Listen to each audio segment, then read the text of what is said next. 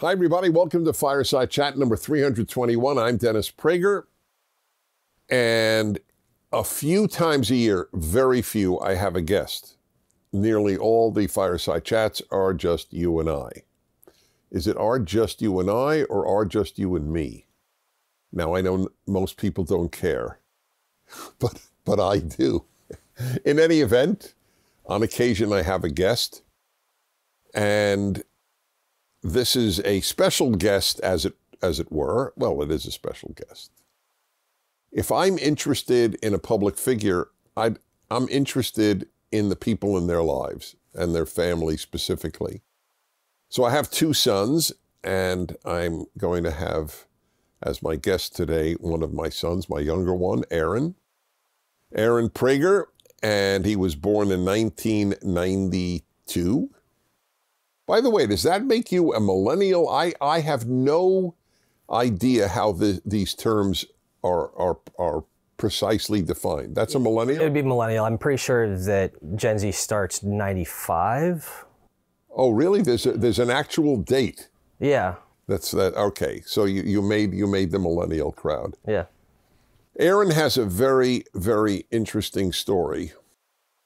I am of the opinion that a good biographer could make anybody's life interesting. I do believe that. But clearly, some people have lived more for good and for ill than others have. Aaron has had a very intense life. Is that fair to say? It's an understatement in some regards and overstatement in others. Okay, that's fair. And I will also be noting by the end of the podcast that Aaron has started a podcast, but he has not used his last name. He has wanted to make it on his own.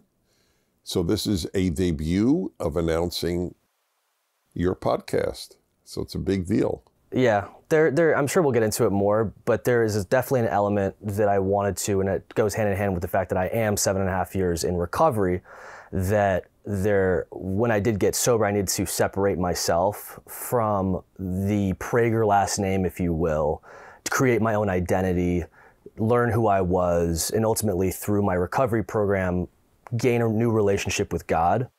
And going into now wanting to have a content creation / podcast / YouTube channel that is focused on modern topics, cultural topics, as well as the more religious topics. I needed to separate from the Prager last name, get that under control, prove to myself that I have self-worth aside from it. Well, that's very admirable. You did not bank on a last name. And I've been watching all of your podcasts and feel it is a propitious time to go public, because I find them really good. We'll talk about that later. I want to talk about your life and your outlook on a number of issues. So why don't we begin, since you already began with recovery?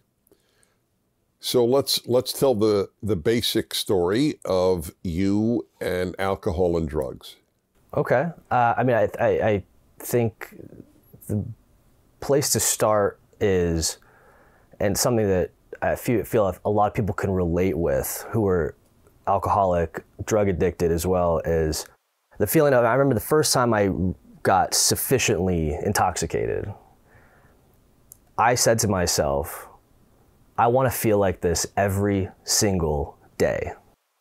And I chased that feeling ultimately to the gates of, in recovery circles, you say, untreated, you end up in one of three places: jails, institutions, and death. And I was knocking on that last one, very close. So I have learned an immense amount about addiction from you. Your openness is a big part of your appeal. And I think will help a lot of people who know somebody who is addicted, as well as those who are. So that was, I didn't interrupt you, but that was like sort of a revelation to those of us who have not had this issue. You knew from the first time, this is a great feeling. Yeah, it was as if, people talk about when they achieve certain milestones in their life, they're like, I've arrived. right? I've arrived at my destination. This is what I was building towards. This is what I needed. This is what I enjoy ultimately. That was the same thing when it came to me and alcohol. Now, my story includes other substances as well, but alcohol was my main vice. I had to have it at all costs and would neglect every other aspect of my life to be able to pursue what I really wanted. In a way, alcohol became my solution to my problem. And I know it's weird for a lot of people to hear that because they think, oh, if you take the bottle away from the alcoholic, their lives tend to get better. In my experience, and I'm gonna just jump forward a second, is when I did get sober and I didn't have, now sober and recovery, I differentiate between the two. We'll get into that. I was more miserable sober than I was drinking because I had lost my solution to enable me to at least get through the day. So hold on one sec. I just want to remind everybody that to see the rest of this interview, this fireside chat, go to prageru.com. We do that because, frankly, we don't trust big tech not to pull the plug one day, and we want to get people into the habit of going straight to prageru.com to watch our videos. I promise you, it is worth it. There will be people who hear this, whose lives will be changed for the better. So go to prageru.com.